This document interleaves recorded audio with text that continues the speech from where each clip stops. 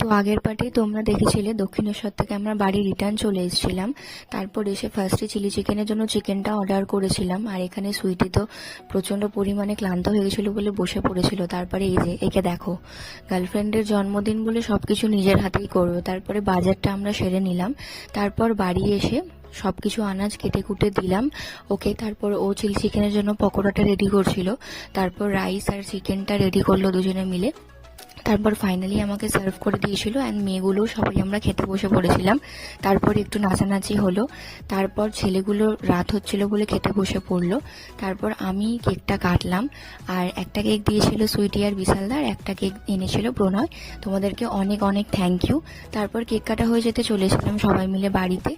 এইগুলো আমি গিফট হিসেবে পেয়েছিলাম সবার কাছ থেকে।